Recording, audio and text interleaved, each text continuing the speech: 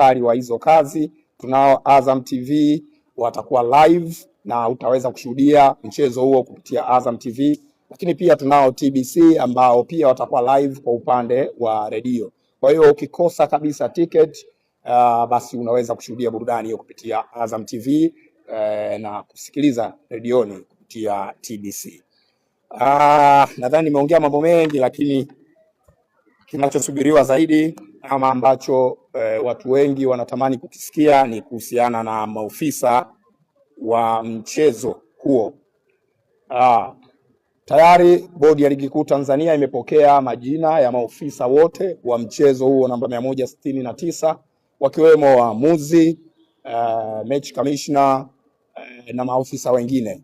Wote ninao hapa tayari na sasa niko tayari kuwatangazia waamuzi walioteuliwa kusimamia mchezo huo.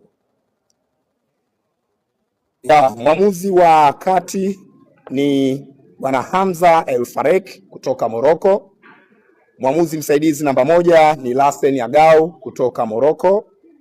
Mwamuzi msaidizi namba 2 ni Hamza Nasser kutoka Morocco, na mwamuzi wa akiba ni Mustafa Keshaf kutoka Morocco.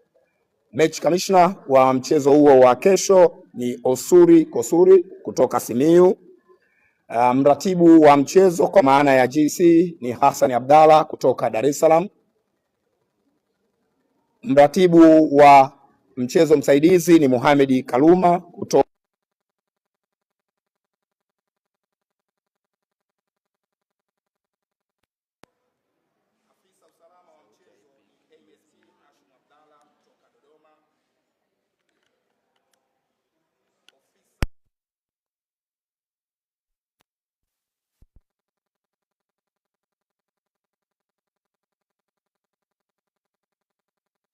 Dar es Salaam.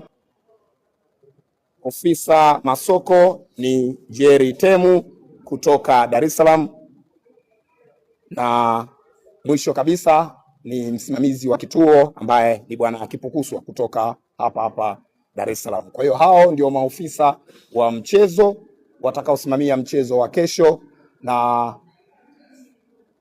kwa kumalizia ni wakumbushe wadau wote watakaokata tiketi ama waliokata tiketi kushuhudia mchezo huo, basi wajitahidi kufuata kanuni pamoja na sheria na miongozo yote inayotolewa na TFF na Bodi ya Ligi Kuu Tanzania kwa ajili ya kuhakikisha tunachokifuata pale ni burudani, tunapata burudani, tunaondoka kwa amani na kurejea makwetu kwa amani. Asanteni sana na nikaribishe maswali kutoka kwenu wanahabari kama yapo.